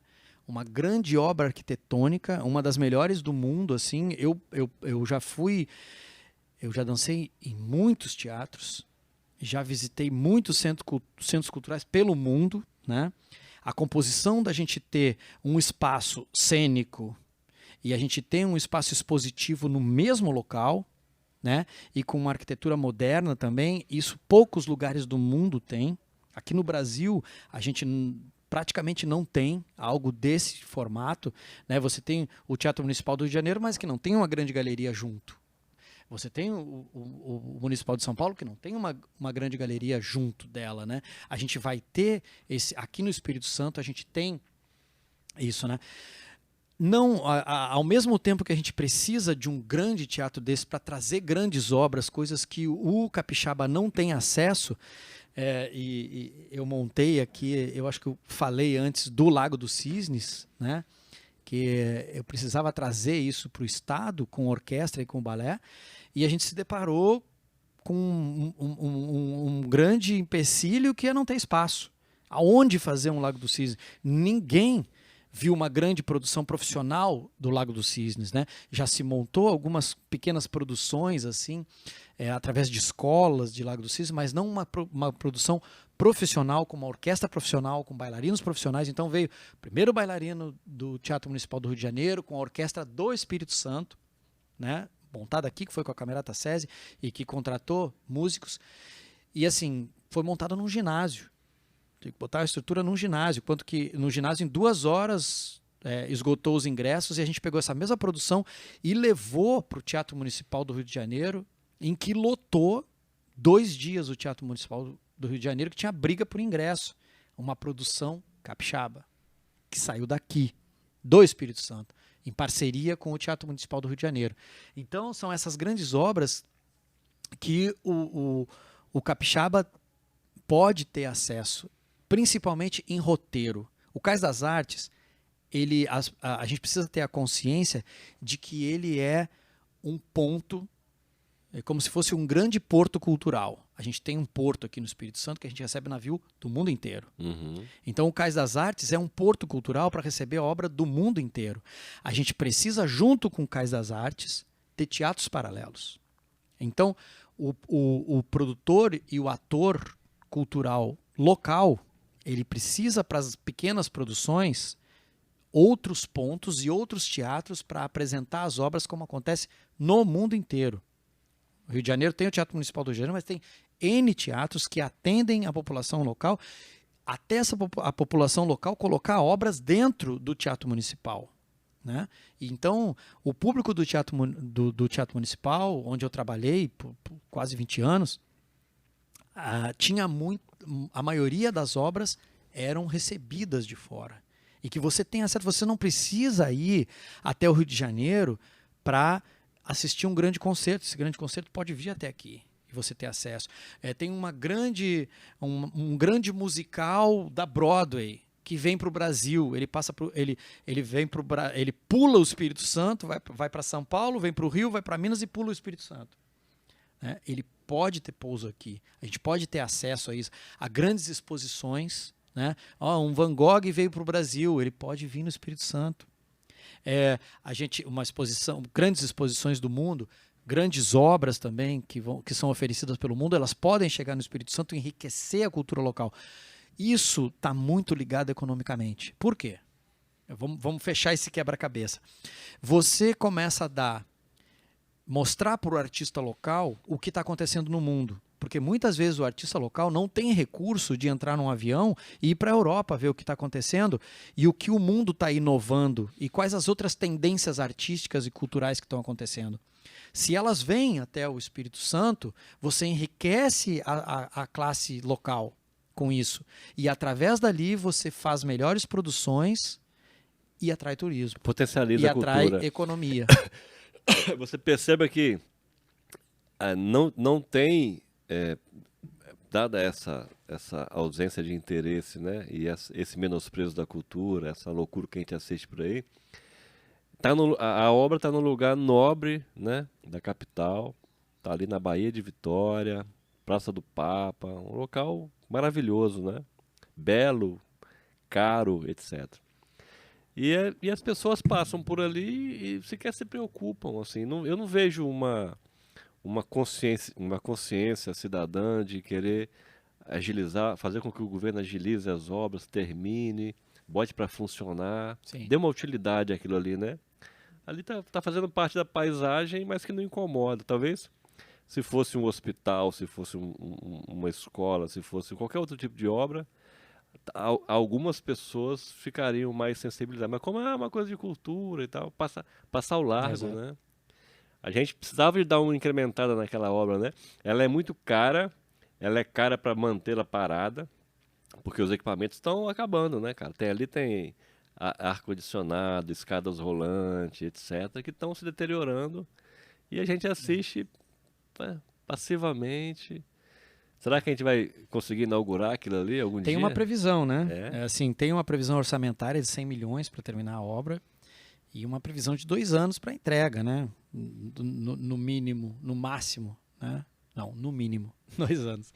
Mas, assim, precisa realmente... Eu participei do simpósio que foi feito há pouco tempo, organizado pela UFES, e a secretaria estava em parceria também, e vários outros órgãos que estavam em parceria. A gente discutiu, né, os caminhos do Cais das Artes e discutiu todos os formatos que podem ser... que podem acontecer ali dentro, né? Não só arquitetônico, né?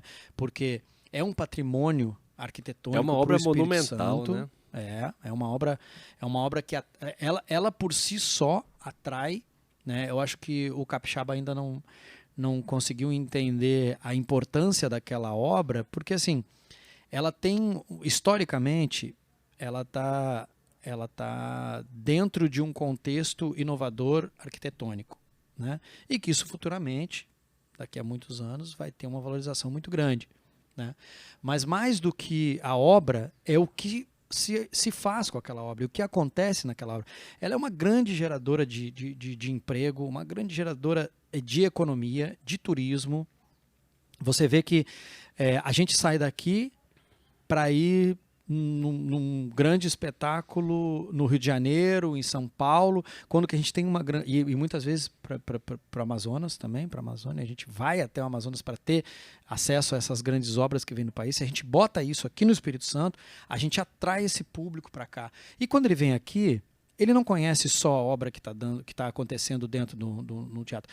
Esses grandes teatros não foram colocados à toa dentro dessas grandes capitais, não foram feitos à toa, porque sabe que se a pessoa vem com aquele atrativo, ela volta, tem estudos que mostram isso, ela volta, ela consome, ela quer conhecer mais, ela quer conhecer a história da região, ela quer conhecer as praias, ela quer conhecer tudo que o Estado pode oferecer. Quem chega aqui se apaixona, né, Marcelo? A gente tem essa experiência, né? Você mesmo é um exemplo, mas quem visita o Estado fala, oh, não sabia como é que era, não tinha...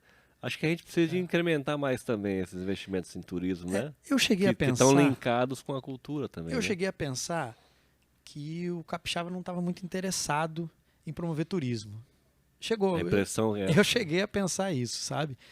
Mas depois mudei de ideia. Eu acho que há um esforço, eu vejo muito esforço em relação ao turismo, né, aqui no Espírito Santo, e a geração de turismo, principalmente no turismo cultural, porque não é só o turismo cultural. O Espírito Santo tem história, tem folclore. Muita. Né? O Espírito Santo tem as suas raízes folclóricas muito fortes, isso precisa ser vendido.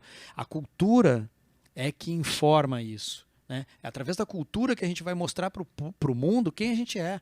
A gente é atraído pela cultura por outras culturas, porque eles comunicam para nós através de filmes, através de peças de teatro, através de pinturas, esculturas, eles comunicam quem eles são e o que eles têm.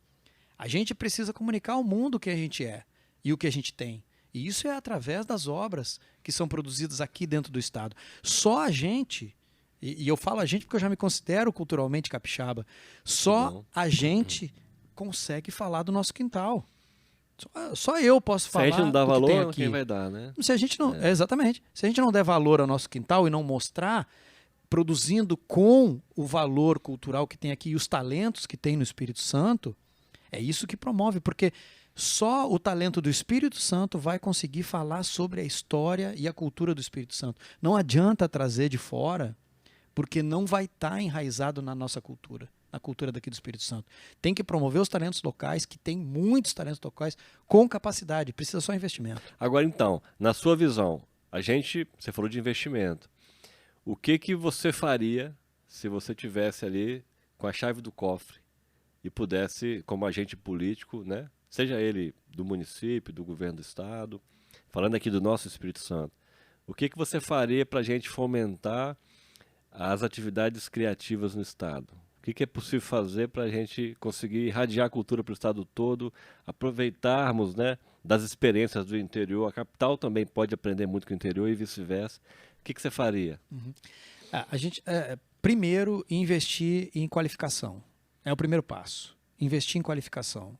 Né? Você precisa ter o talento aprimorado. Porque muitas pessoas nascem com talento, mas não nascem com técnica. E muitos nascem com técnica e não têm talento. Então a gente tem que dar qualificação no setor cultural e artístico para quem tem talento desenvolver a técnica e quem tem a técnica desenvolver talento para se tornar um artista completo. Né? É isso que faz a diferença. Né? Tu ter artistas e formações artísticas completas. Investir em formação. Não só em formação do talento artístico e do artista, mas do suporte artístico, né? Da técnica que vem por trás. A gente precisa ter um bom técnico de iluminação, um bom técnico de exposição, um bom técnico para o artesanato, um bom técnico para todos os setores culturais, folclóricos também, os técnicos historiadores, os técnicos escritores. A gente precisa ter técnica e talento. Então, o primeiro ponto é investir em qualificação. Esse é o primeiro ponto. O segundo ponto é incentivar o fomento. Né? A gente precisa ter um incentivo do fomento. A gente tem que criar ferramentas, políticas culturais que incentivem o fomento. Né? Que isso não fique só com a responsabilidade do governo, que divida isso com o setor privado, que divida isso com a iniciativa privada, sempre em comum acordo e com consciência do retorno que aquilo vai trazer para a iniciativa privada, um retorno social, né, um retorno educacional e um retorno cultural. E até de entretenimento, por que não? Né? E um terceiro viés de de produção e da onde melhorar a cultura para se aliar ao turismo é espaços. A gente precisa ter um investimento em espaços. A gente precisa ter espaços, né? A gente precisa ter espaços dentro da comunidade. A gente precisa ter espaços nos centros da cidade, nos grandes centros. A gente precisa ter espaço para todos os segmentos artísticos, né? É assim, eu não falo só de teatros. A gente tem que ter espaço para teatro, a gente tem que ter teatros qualificados, porque muitos setores culturais e artísticos usam o teatro, né? A gente tem que ter galerias, a gente tem que ter espaços urbanos prontos para receber movimentos artísticos, porque tem muito movimento de rua. A gente precisa ter espaços para o folclore, a gente precisa ter espaços para festivais, para grandes festivais, a gente precisa ter espaços para laboratórios de artesanato. São espaços, todos os espaços que a cultura precisa ocupar e precisa ter como oficina, né? Porque a gente tem isso para a indústria, a gente tem isso para a educação, espaços para a educação como escolas, a gente tem isso para os hospitais, através da saúde, e a gente precisa, para a cultura, ter espaço também, mais espaço. O Estado ainda é deficiente em espaços para a cultura, né? E isso muitas vezes inibe a produção, porque você não tem onde apresentar, você não tem uma facilidade de acesso. Acontece que o mercado é cruel, você tem poucos espaços, eles ficam mais caros, né? E aí você não tem acesso quando você tem uma obra que não tem grandes investimentos, que você não tem grandes aportes financeiros para alugar um teatro para uma grande temporada de 20 dias, né? Então precisa ter mais espaço. Quando tem mais espaços, se divide e baixa os custos também de cada teatro, cada espaço, e aí se equilibra. A gente tem um desequilíbrio de custo de teatros aqui no Espírito Santo. Não só teatros, como espaços para a cultura. A gente tem ainda essa deficiência, né? Falta local, às vezes a pessoa que está começando tem dificuldade, né? Para quem já está na estrada há mais tempo.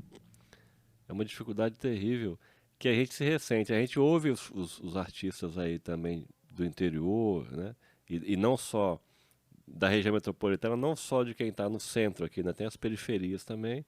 A gente vê muita gente boa fazendo muita coisa bacana e que às vezes não sai ali do seu bairro, né? Muitas vezes não sai da sua rua, não tem uma difusão. Isso dói mais. Sabe por quê, Neto? Porque a ambição desse artista é sair daqui.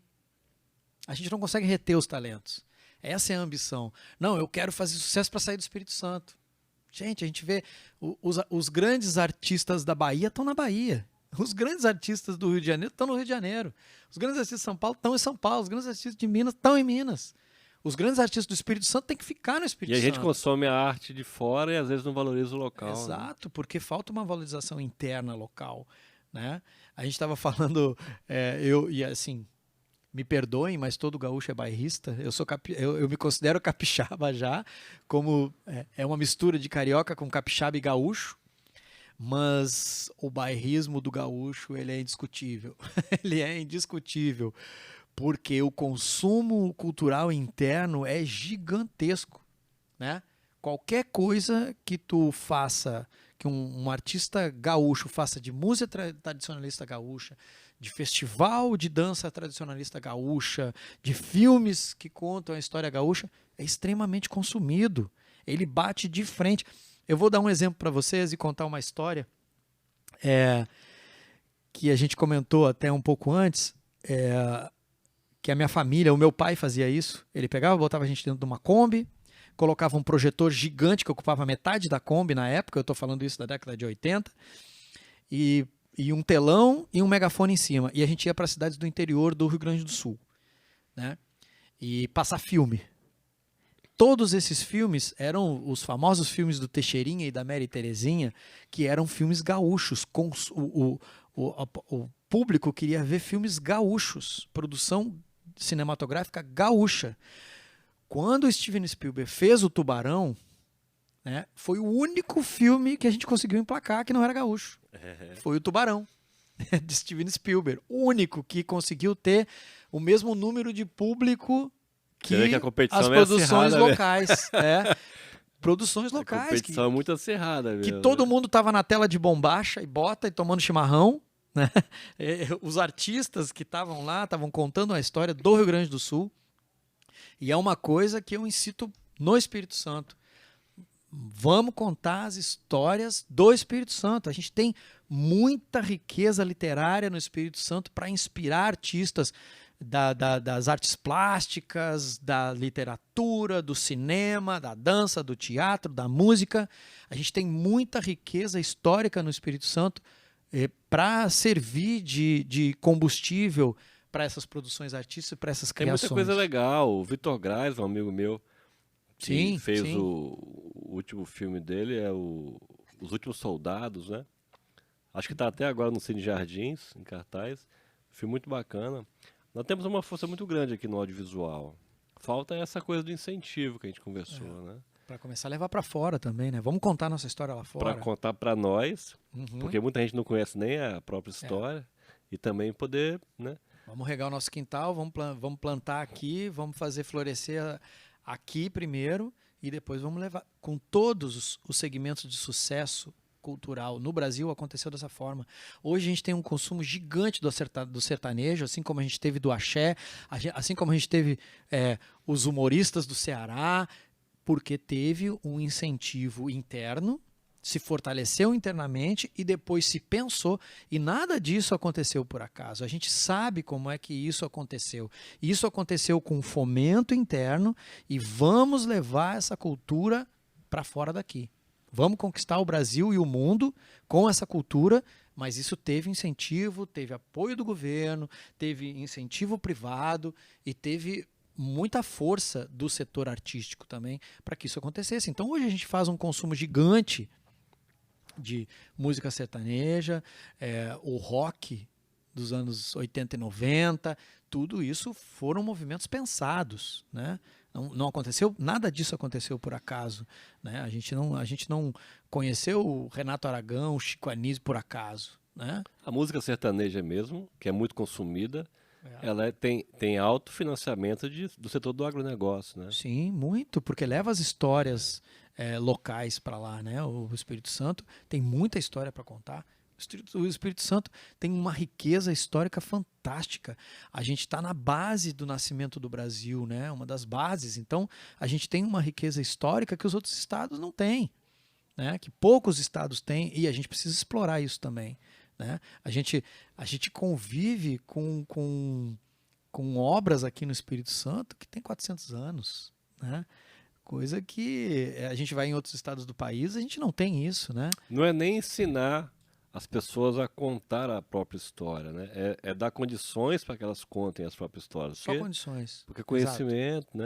Tem muito artista de qualidade. Tem artista querendo fazer. Uma classe vastíssima e variada, né? Todos os segmentos possíveis, imagináveis do campo cultural são exercidos aqui no estado. Mas, Marcelo, olha, muito obrigado. A gente, né? Esse papo é muito, muito bom. Para mim, então, é uma coisa que me instiga muito. Tenho muita curiosidade, né? Não só de aprender mais, mas também de contribuir nas medidas da minha possibilidade com esse setor que é tão importante para a formação cultural do nosso povo, né? Então, quero te agradecer enormemente por ter vindo aqui. Acho que a gente pode falar mais, né? Mais vezes, voltar aqui, trazer mais pessoas para a gente conversar, fazer um bate-bola, um entrosamento com escritores, né? Com outro tipo de artistas. Você aí no campo da dança, da produção também, né? Como você falou lá do Natal do Convento da Penha. Mas então, como o tempo não nos permite continuar, infelizmente, eu vou abrir para você fazer suas considerações finais. Eu agradeço muito, né? Sempre é muito bom trocar essa ideia, ainda mais com entusiastas, né? A gente estimula a falar mais também, né? Então eu te agradeço muito por essa abertura de espaço para a cultura, isso é muito importante. De tudo isso que a gente falou aqui, a gente precisa desses espaços para debater e para mudar algumas cabeças, né? Para a gente conseguir incentivar mais a cultura, criar novos fomentos, desenvolver a cultura, precisa ter debate. A gente precisa do debate. E obrigado por abrir esse debate também, né? E por contribuir com isso, né? De forma tão bacana, assim, de trazer para a mesa o debate da cultura, a importância da cultura. Isso é extremamente importante para o desenvolvimento. E a cultura ela está extremamente atrelada à educação. Em um momento da história, e da história do Brasil, porque não é da história do mundo, a cultura se desvencilhou da educação. Hoje, em todos os países desenvolvidos do mundo, a cultura e a educação elas andam juntas, né? Tanto que até hoje eles chamam o MEC de MEC, né? O Ministério da Educação e Cultura. Só que hoje é o Ministério da Educação, mas que está o C lá ainda, né? Ainda é MEC. Então, se desvencilhou no Brasil. Isso foi um grande erro, porque a educação ela anda de braços dados com a cultura, né? É uma coisa só, não são coisas diferentes, né? A cultura toma um viés de descrédito por causa de entretenimento, mas não é isso. A cultura é muito mais do que isso. Precisa se conhecer a cultura, né? E seguir o exemplo dos países desenvolvidos em que é estimulado, e todas as escolas desses países você tem a formação cultural junto, porque a formação cultural acontece de uma forma bem simples e até infantil, que eu vou colocar aqui, né? A escola, né? Ela te ensina o técnico, ela te ensina a geografia, ela te ensina a matemática, ela te ensina o português, mas quem te ensina a vida e como tu te portar e como tu é e quem tu é a família. É dentro da cultura que tu está inserido, né? Então, assim, a gente investe muito em educação técnica, enquanto que a educação paternal vem da cultura para um país, né? É quem diz quem tu é, da onde tu veio e como que a história daqueles que te antecederam vão te orientar para um futuro promissor, né? Então esse é o papel da cultura, e ela está extremamente ligada com a educação. A educação tem que estar presente nisso também, né? É uma coisa só. Então é um pouco essa paródia é um pouco infantil, mas é assim que acontece. A gente aprende a parte técnica do que a vida vai nos apresentar na escola, e em casa com os pais a gente aprende quem a gente é, do que a gente gosta, para onde a gente vai. A cultura faz isso com o país, né? As universidades, as escolas, elas estão aí dando a parte técnica, que é uma responsabilidade delas, e a cultura nos mostra e nos forma o caráter, né?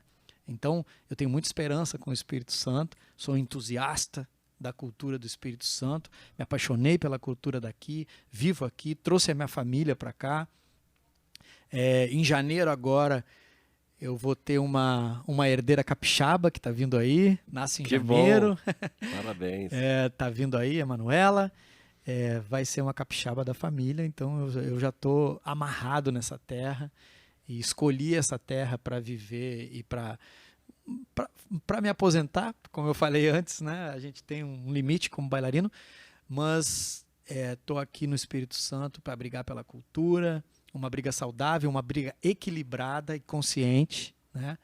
Porque a gente precisa de equilíbrio para tudo, e estou à disposição. Toda vez que tu quiser bater papo, pode me chamar aqui que eu estou à disposição. Adorei o papo.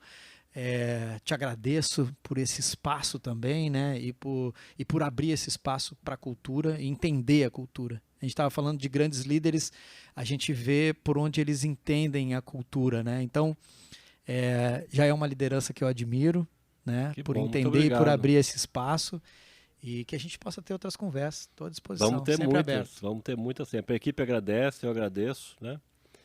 E a gente pode conversar com todo o segmento do setor cultural para poder desenvolver o nosso estado, né? Nós não estamos fazendo nenhum favor, é o contrário. Nós precisamos disso para a nossa formação, para a nossa melhoria, né?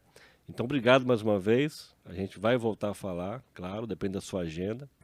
Seja bem-vinda, Emanuela, né?